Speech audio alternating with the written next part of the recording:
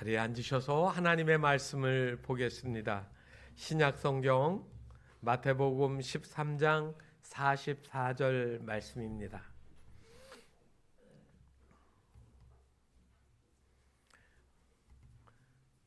우리 함께 봉독하겠습니다. 천국은 마치 밭에 감추인 보화와 같으니 사람이 이를 발견한 후 숨겨두고 기뻐하며 돌아가서 자기의 소유를 다 팔아 그 밭을 사느니라. 아멘.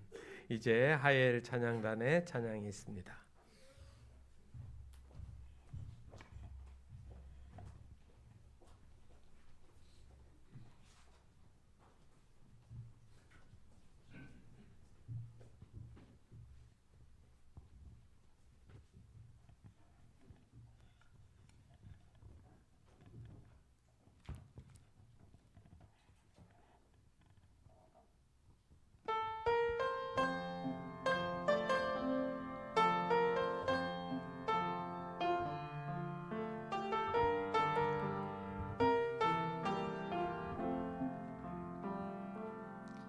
내가 고난 중에도 찬송할 수 있음은 은혜의 힘입니다.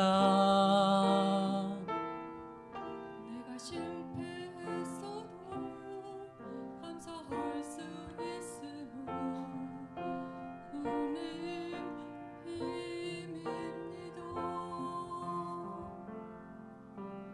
나를 대적하는 자 사랑할 수 있음은 은혜의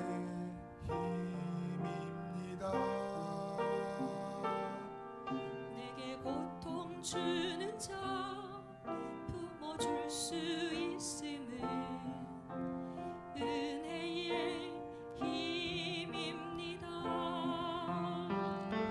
주님의 은혜가 내 안에 들어오면 나는 날마다 기뻐집니다.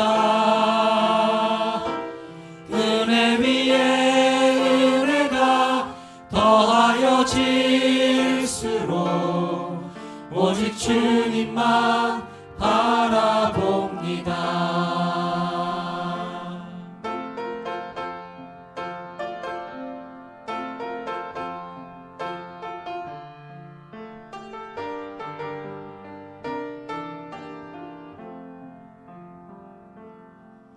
내가 가진 것 없어도 행복할 수 있음은 은혜의 힘입니다. 낮고 천한 자에게 주의 능력 있음은 은혜의 힘입니다. 값진 옥탑을 깨뜨려 헌신할 수 있음은 은혜의 힘입니다. 나의 생명 다하여 사명 감당한 것도 은혜의 힘입니다. 주님의 은혜가 내 안에 들어오면 모든 염려가 사라집니다. 은혜 위에 은혜가 더하여 질수록 견디고 이길 힘이 생깁니다. 주님의 은혜가 내 안에 들어오면 모든 염려가 사라집니다.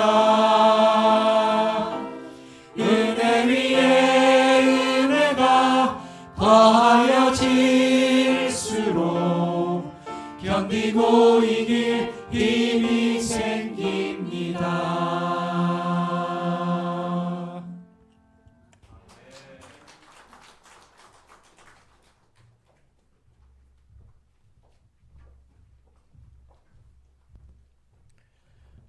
모든 게 은혜입니다. 제가 오래전에 기도할 때 제 기도를 안 들어주시더라고요. 그래서 왜 안 들어주시지 섭섭하고 조금 서운한 마음이 들었었는데, 지나고 보니까 그때 그 기도 들어주셨으면 큰일 났어요. 그래서 기도 안 들어주심도 은혜고 그게 하나님의 응답이었던 것을 그때는 몰랐는데 시간이 지나서 나중에 알게 됐습니다. 여러분, 하나님은 선하십니다. 하나님은 좋으신 분이고요. 그리고 하나님은 변하지 않으시는 분입니다. 제가 3주 전부터 마태복음 13장에 있는 천국에 대한 말씀을 전하고 있습니다. 오늘은 그 네 번째 시간인데, 모든 소유를 팔아서 밭을 산 사람의 이야기입니다. 여러분, 오래전에 영화 중에 레이더스라는 영화 보신 분 있으면 나이가 드신 분인데요. 그런 영화가 있었습니다. 유태인 영화 감독으로 유명했던 스티븐 스필버그가 만든 인디아나 존스 시리즈의 첫 번째 영화입니다. 잃어버린 복궤를 찾아서라는 부제가 붙은 그런 영화입니다.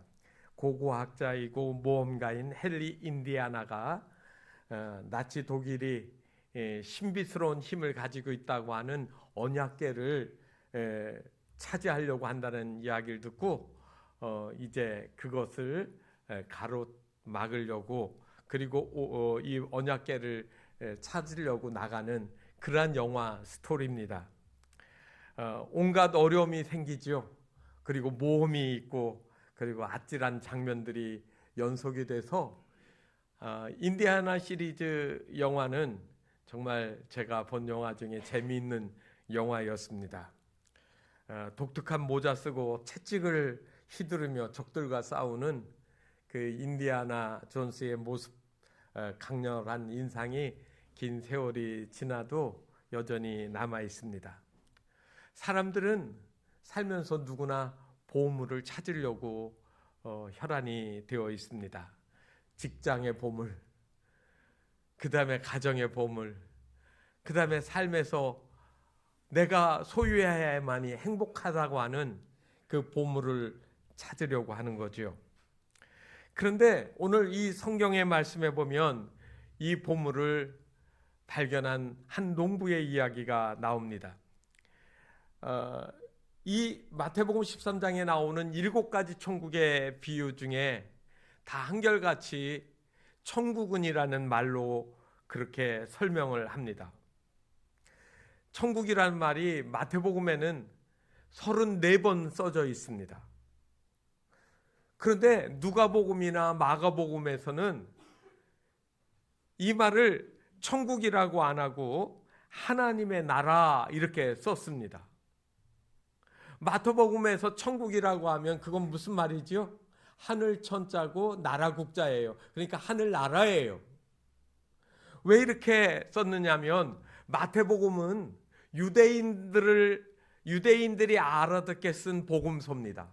마가복음은 로마 사람, 누가복음은 헬라인들을 염두에 두고 예수님의 생애와 말씀을 기록한 내용이거든요. 그러니까 유대인들은 이 말씀에서 하나님이라는 말을 사용하기를 극도로 꺼렸습니다. 십계명의 제3계명이 뭐죠? 너는 너의 하나님 여호와 이름을 망령 때 일컫지 말라, 이렇게 나옵니다. 그러니까 하나님 이름을 함부로 부르면 안 되는 겁니다. 그래서 유대인들이 오래전에 쓰던 성경책에는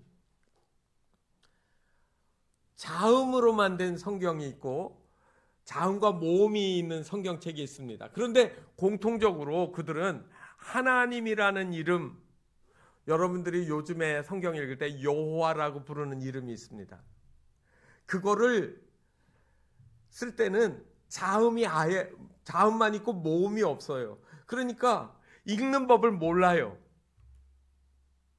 그래서 영어 알파벳으로 Y, H, W 이렇게 써져 있는 그런 표현들인데, 그들은 그 여호와 하나님의 이름에서 그 단어가 있으면 하나님 이름을 직접 부를 수 없으니까 뭐라고 읽느냐면 아도나이라고 읽고 마음으로는 하나님으로 읽는 겁니다. 그러니까 하나님의 이름을 망령되이 일컫지 않으려고 하는 유대인들의 마음을 이 마태도 아니까 이거를 갖다가 천국 이렇게 썼습니다. 누가복음이나 마가복음은 하나님 나라는 이렇게 썼고요. 그런데 우리는 가끔 하나님의 이름, 우리가 여호와라고 쓰여진 부분을 요즘에는 여호와 하는데 실제로는 야훼 또는 야훼 이렇게 발음이 됐을 거라고 하는 거가 더 많이 학자들의 이야기이긴 합니다만, 우리는 그 하나님의 이름을 지금은 자유롭게 부르는데 가끔 이야기하다 보면 하나님 이름을 좀 적절치 못하게 사용하는 부분이 있다라는 말이에요. 그냥 사회적인 분위기고 현상이기도 하지만 여러분, 하나님 맙소사 이런 표현은 안 좋은 겁니다. 영어로는 오 마이 갓 그러잖아요. 그냥 좀 감탄사 비슷하게 쓰긴 하지만 하나님 이름을 그렇게 쓰면 안 좋고요. 또 미국 사람들 이야기하다가 어떤 다급한 일이나 힘든 일을 망하면 지저스라고, 예수님을 지저스라고 하는데 또 그런 표현도 쓰는데 사실은 적절한 표현이 아닙니다. 하나님의 이름은 아름답고 거룩하고 또 사랑스럽게 친밀하게 불러야 되는 것이죠. 그러면 왜 유대인들한테는 그렇게 하면서 헬라인이나 로마 사람들한테는 하나님 나라라고 썼을까요? 이방 사람들은, 헬라인이나 로마 사람들은 그들이 가지고 있는 신관이 있습니다. 그래서 그리스 신화, 로마 신화에 보면 많은 신들이 나오잖아요. 그래서 이 신들은 서로 결혼도 하고 싸우기도 하고 사람들을 골탕 먹이기도 하고 이들이 막 부딪혀서 비가 내리기도 하고, 그래서 이런 신들이 막 잡탕이 되어 있는 세계입니다. 그러니까 그들한테 천국, 하늘나라 하면은 어떤 개념이 드느냐면은요, 천국은 이런 잡신나부라기들이 모여서 활동하는 공간이에요. 그러니까 그들한테는 직설적으로 뭐라고 해야 되냐면 하나님 나라, 우리가 믿는 살아계신 전능하신 하나님의 나라는 이 개념으로 그렇게 표현을 한 겁니다. 오늘 성경 말씀은 천국은 마치 밭에 감추인 보화와 같으니 라는 말로 시작을 합니다. 지난주 누룩과 관계에서 보면 가장 짧은 천국의 비유의 말씀입니다. 그냥 읽어보면 무슨 내용이 여기에 담겨져 있는지, 왜 이런 말을 했는지 우리 시대 우리 사람들이 읽으면 잘 이해 안 되는 말씀입니다. 이 말씀을 이해하기 위해서는 지리와 또 역사를 이해하셔야만이 설명이 될 수 있는 부분이기도 합니다. 이스라엘이라는 나라를 지금도 보면 그렇게 큰 나라가 아닙니다. 그런데 그 나라의 그 동북쪽에는 옛날에 수리아, 아시리아라고 하는 나라, 그 다음에 또 바벨론, 페르시아라고 하는 큰 나라가 있습니다. 이때 이 나라는 고대 문명으로 말하면 메소포타미아 문명입니다. 그리고 남동쪽에는 이집트가 있습니다. 성경에서는 주로 애굽이라고 쓰지만 이집트가 자리하고 있습니다. 그리고 거기에 이집트 문명이 있습니다.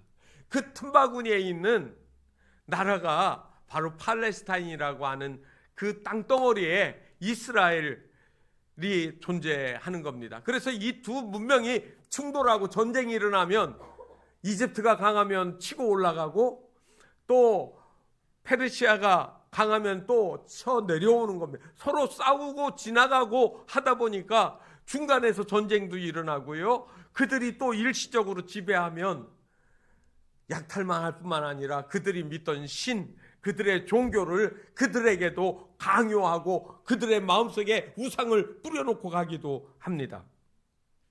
마치 우리나라가 열강의 틈바구니에 있는 것과 마찬가지입니다. 일본이 강해지니까 러시아하고도 전쟁하고 중국도 전쟁하는데 우리나라 거쳐서 전쟁이 일어나는 거죠. 이렇게 전쟁이 많은 나라는 정말로 어떻게 해야 될까요?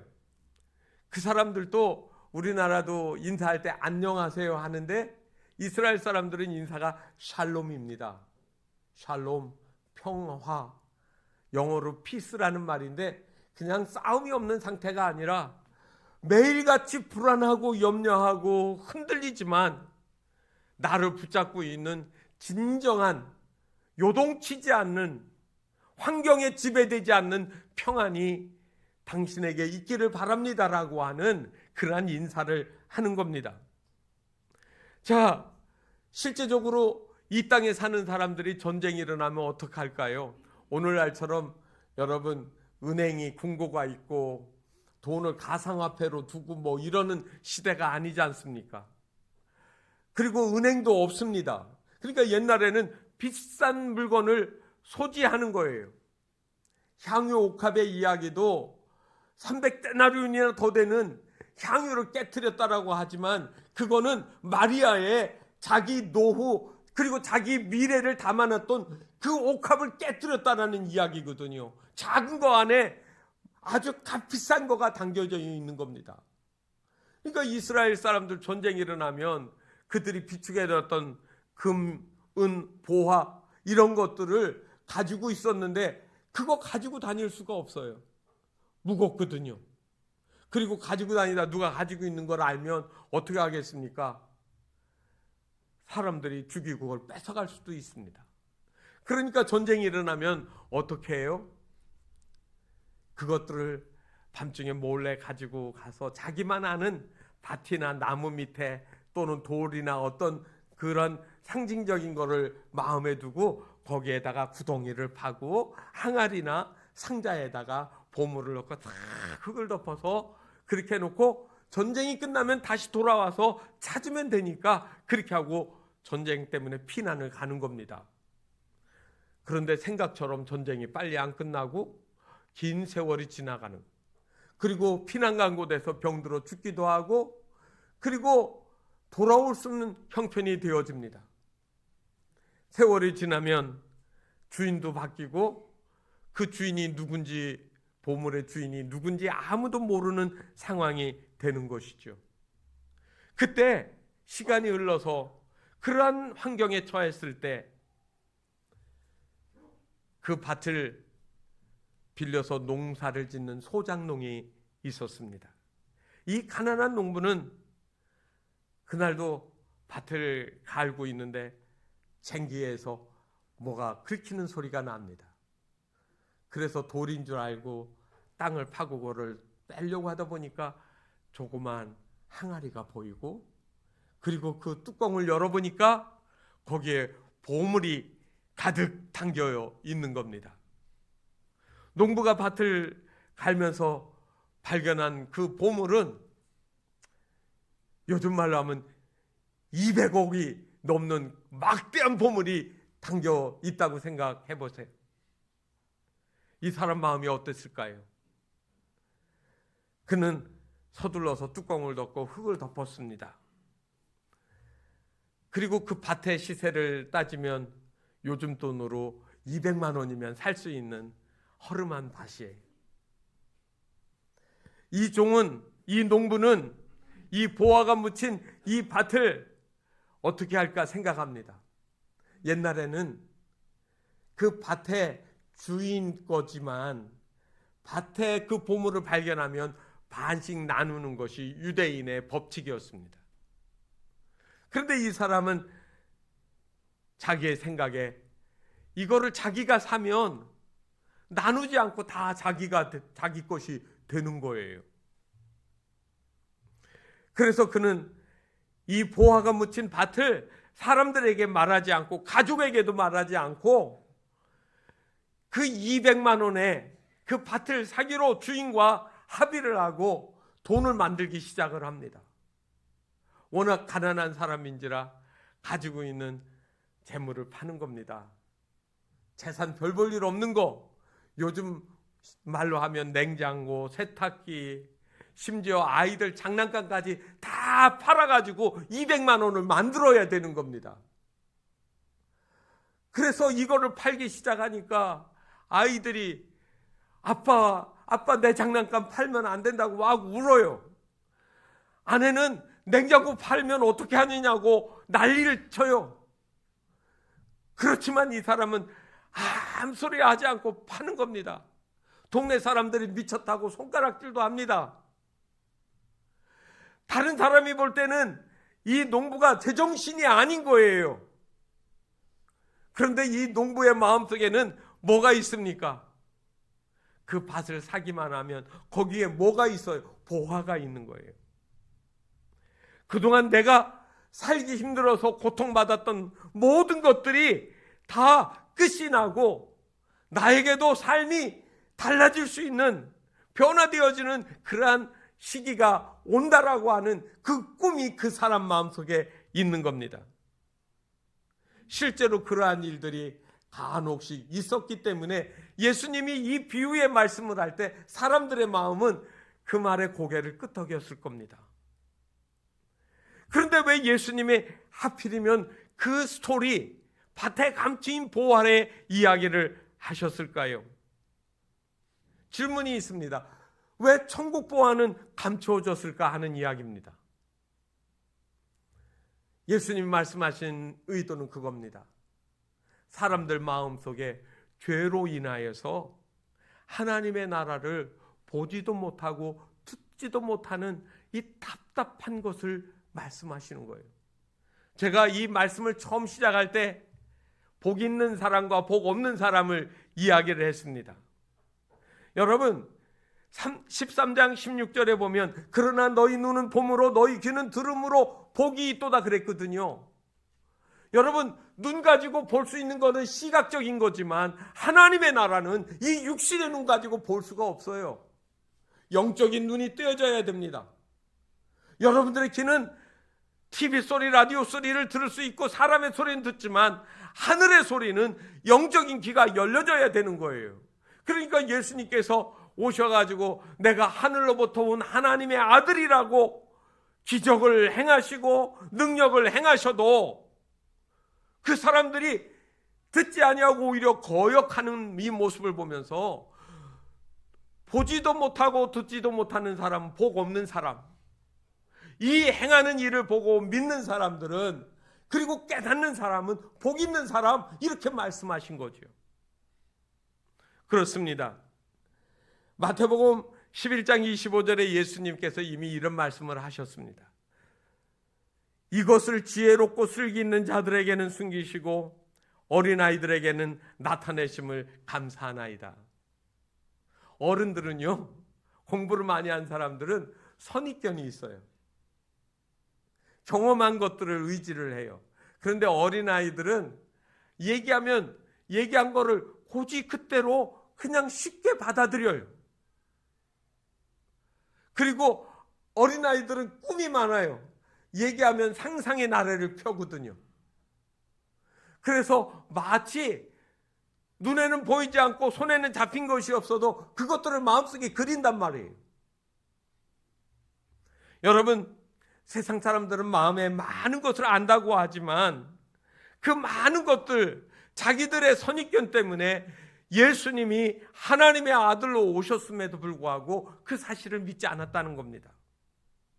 특별히 이 말씀을 하실 때 예수님이 누구를 염두에 두셨겠습니까? 가난한 갈릴리 사람, 못 배운 사람들을 염두에 두고 하신 말씀이 아니에요. 바리새인들, 서기관들. 서기관이 뭐 하는 사람입니까? 글 쓰는 사람이 아니고요, 성경을 연구하는 율법학자들을 이야기하시는 거예요. 성경 많이 알아요. 교회 오래 다녔어요. 다 그렇고 그런 거라고 자기들만이 잘 안다라고 치부하는 이 사람들에게는 예수님이 아무리 오병이어의 기적을 행하여도, 소경의 눈을 뜨게 하셔도, 안진뱅이를 일으키셔도 그들의 마음은 예수는 절대로 하나님의 아들이 아니라고 이야기를 하는 겁니다. 그래서 그들에게는 하나님의 나라가 감추어진 보화와 같다라고 이야기하는 겁니다. 성도 여러분에게는 오늘 이 하나님의 말씀이 읽고 듣고 믿어지고 그 말씀을 마음에 그대로 받아들일 수 있다라고 하면 이미 여러분들은 복이 있는 자가 아니겠습니까? 아까 말씀드린 것처럼 이 밭에서 보물 단지가 발견이 되었습니다. 아마 선택하는 방법이 여러 가지, 주인에게도 알리고 마을 사람에게도 알려서 발견한 자기가 절반 갖고 주인 절반 갖는 방법이 있어요. 그런데 이 농부는 그 밭을 덮어놓고 가서 자기 재산을 팔기 시작한 겁니다. 절반만 소유할 건지 전부를 소유할 건지. 전부를 소유하기 위해서 그가 할 수 있는 건 뭡니까? 자기 재산을 팔아야 되는 모험을 하는 겁니다. 만약에 주인에게 얘기하면 자기 재산 안 팔고 그 지분, 절반의 지분만 받으면 갈등이 없잖아요. 어떤 때는 우리 신앙의 결단을 할 때 세상 사람들을 다 설득할 수 없는 일들이 많이 있습니다. 신앙생활은, 하나님 나라를 보는 거는 세상과 하나님의 나라를 겸하여 섬겨서는 안 된다라고 성경은 우리에게 얘기합니다. 요즘에 젊은이들이 사용하는 말이 어떤 것에 내가 다 내 인생을 건다고 할 때 올인한다라는 단어를 씁니다. 여러분, 올인하려고 하면 내 인생 전부를 거기에다 쏟아부어도 되는 가치가 있어야 되는 겁니다. 지금 여러분 하는 일들이 여러분 가치가 있는 일일까요? 얼마나 가치 있습니까? 금도, 땅도, 집도, 차도 다 가치를 그것들이 가지고 있습니다. 그런데 살아가는 동안에 일시적인 거예요. 마지막 죽는 사람 앞에 가가지고 여기 금덩어리 있으니까 금덩어리 가지고 가세요. 당신을 어디 대학 총장으로 임명을 했습니다. 그거 가지세요. 그러면 그거 무슨 의미가 있습니까? 그건 가치가 없어요. 그 죽어가는 사람에게 그거는 아무런 그를 살릴 만한 가치가 아니라는 겁니다. 뭐가 가치 있습니까? 마지막 가질 수 있는 거는 예수 그리스도 그 이름이에요. 그게 가치예요. 그 가치만이 나를 살리는 영원한 가장 큰 가치가 되어진다라는 겁니다. 그래서 그것을 얻을 수만 있다고 하면 전부를 얻은 것과 마찬가지라는 이야기가 되는 겁니다. 우리가 예배 시작하며 부른 94장 주 예수보다 더 귀한 것 없네. 영어 제목은 I'd rather have Jesus라는 단어입니다. 그러니까 주 예수보다 귀한 것 없어 이렇게 얘기한 것이 아니라 그 어떤 거를 내게 던져준다고 할지라도 나는 예수님 가질 거야. 그 말입니다. 이 찬송가를 작곡한 분은 조지 베버리 쉐이라는 분입니다. 한 10여 년 전에 하나님의 부르심을 받아 천국 가셨습니다. 그런데 그가 활동할 당시에는 미국에 공황이 와서 생활이 어렵고 힘든 그런 때였습니다. 다니던 대학도 중퇴하고 보험회사를 다니다가 우연히 방송국에서 아마추어들 노래 경연대에 나가가지고 노래를 불렀습니다. 가라 못해 그런 곡을 아주 잘 불렀습니다. 여러분 요즘에 그런 거 있잖아요.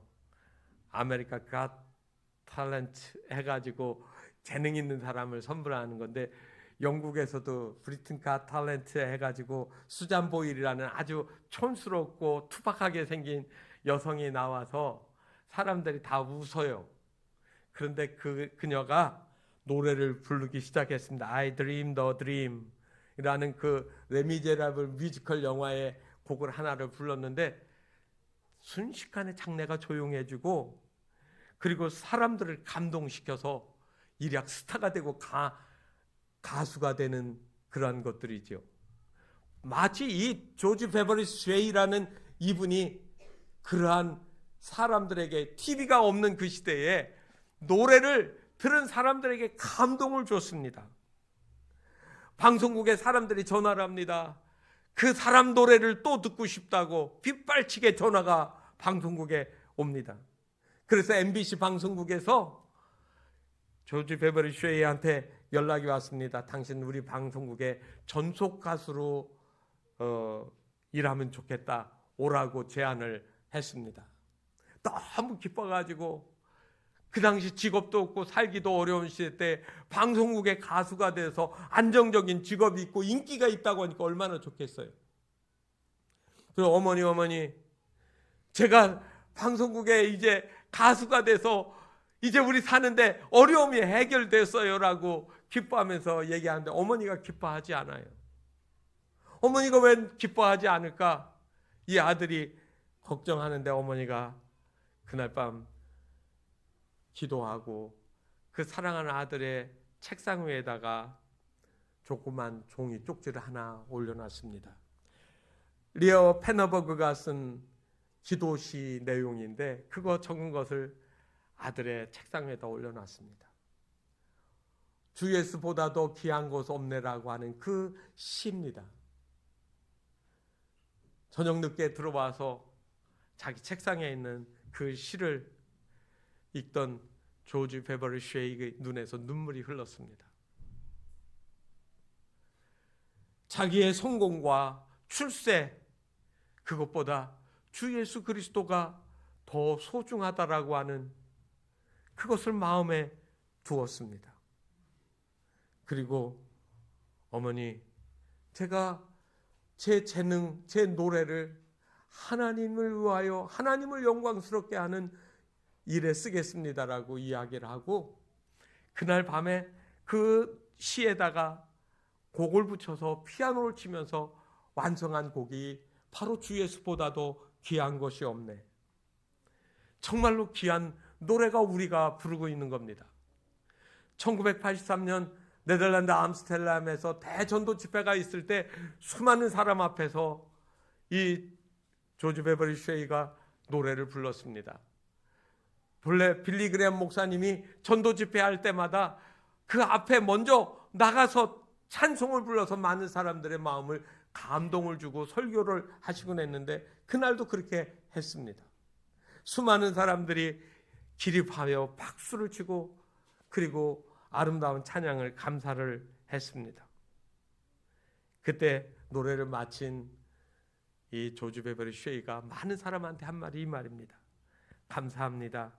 그러나 나는 여러분들이 주신 박수 갈채를 예수 그리스도와 바꾸지 않겠습니다라고 그렇게 이야기했습니다. 여러분은 세상의 어떤 것과 예수 그리스도를 바꾸시겠습니까? 이 목사님과 함께, 빌리 그레엄 목사님과 함께 전도 집회에 다니던 또 한 사람이 있습니다. 그분은 한국 사람인데 조영남입니다. 1980년 빌리 그레엄 전도 집회가 서울 여의도에서 있었습니다. 제가 그때 고등학생이라 그때 그 집회에 참여를 했습니다. 여의도에 100만 명이 모인 자리에 저녁 집회에 군복을 입은 조그만 사람이 올라와서 노래를 불렀는데 그게 조영남이었습니다. 육군 함창단원이었던 조영남이 찬송가를 부른 거였습니다. 음악적 소질이 너무 좋아서 그 집회가 끝나고 군복무를 마친 빌리 그레엄, 그 조영남을 빌리 그레엄 목사님이 미국으로 불렀습니다. 그리고 미국에 가서 신학교를 다니게 하고 공부를 시켜서 목사 안수까지 받게 했습니다. 그리고 찬양하는 일을 했는데, 그가 어느 날 나는 목사 그만둔다. 나는 이 길 포기한다. 나에게는 더 좋은 길이 있다. TV 프로그램에 나가 내가 노래를 부르면 나에게 부와 인기와 명예가 다 따라오는데 나는 그 길을 간다고 선언을 했습니다.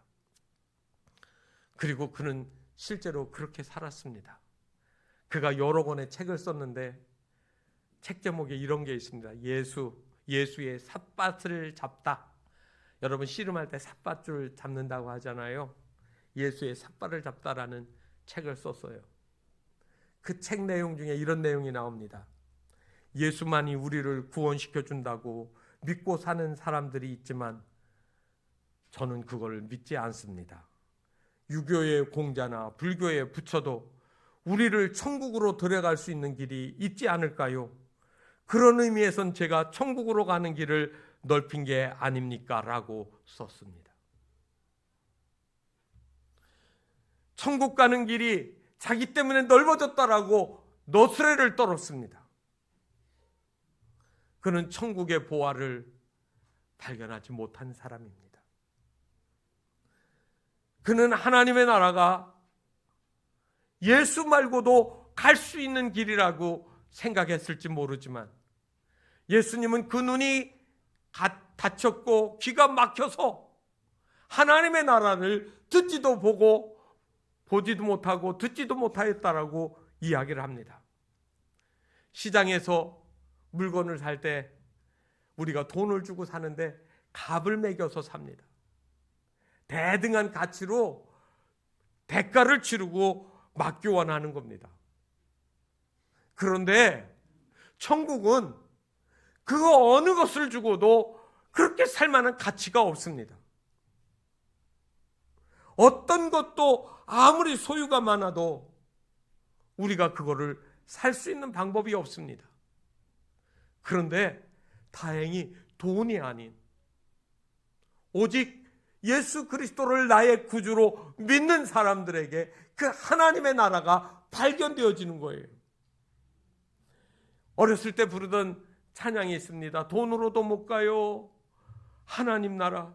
힘으로도 못 가요, 하나님 나라. 벼슬로도 못 가요, 하나님 나라. 믿음으로 가는 나라, 하나님 나라. 너무나도 단순하고 명료한데 그게 믿어지지 않는 겁니다. 우리가 부동산을 사고 팔면 반드시 하는 게 있죠. 등기하는 겁니다. 소유권이 이전이 되어지는 겁니다. 내 삶의 소유권이 다른 사람에게 넘어가기도 하고 내가 사면 그게 내 안으로 들어오는 겁니다. 천국을 여러분 우리가 믿음으로 사게 되어지면 천국이 내 안에 들어오는 겁니다. 아까 제가 잠깐 말씀드렸지만 제 가슴에다 대고 제 손으로 툭툭 치면서 물론 내 육체 안에 내 마음 속에 있다는 거죠. 있다는 거죠. 그거를 터치하는 거예요. 내가 나는 내 안에 주님이 계시다. 오늘도 하루는 내 삶이 길든 짧든 나는 하나님과 동행할 것이다. 하나님이 나를 보호하실 것이다. 하나님이 나를 사랑하신다. 나는 하나님의 백성이다. 나한테 신호를 주는 겁니다. 성도 여러분, 내 삶에서 어떠한 것이 가장 소중한 것일까요? 성경에 보면 사도 바울이 빌립보 교회에게 옥중에서 편지를 써보낸 내용이 있습니다. 빌립보서 3장 8절에 이렇게 말하죠. 내가 그를 위하여 모든 것을 잃어버리고 배설물로 여김은, 말이 여러분 배설물이 뭔지 아시죠? 그저 똥, 거름, 값어치 없는 것, 아무런 무익한 것으로 여기는 것은, 여러분 바울이 그런 사람이 아니잖아요. 출생 시부터 로마 시민권을 가진 부유한 사람, 공부는 가마리엘 문화에서 배운 학자, 존경받는 사람, 그가 누릴 수 있는 많은 것을 가졌는데 지금 내가 예수 앞에 이거를 놓고 보면 나는 이건 배설물과 같다라고 그가 그렇게 고백했습니다. 그리고 갈라디아 교회에다가는 갈라디아서 2장 20절에 편지를 쓸 때 이렇게 썼습니다. 이제는 내가 사는 것이 아니요 오직 내 안에 그리스도께서 사신 것이다.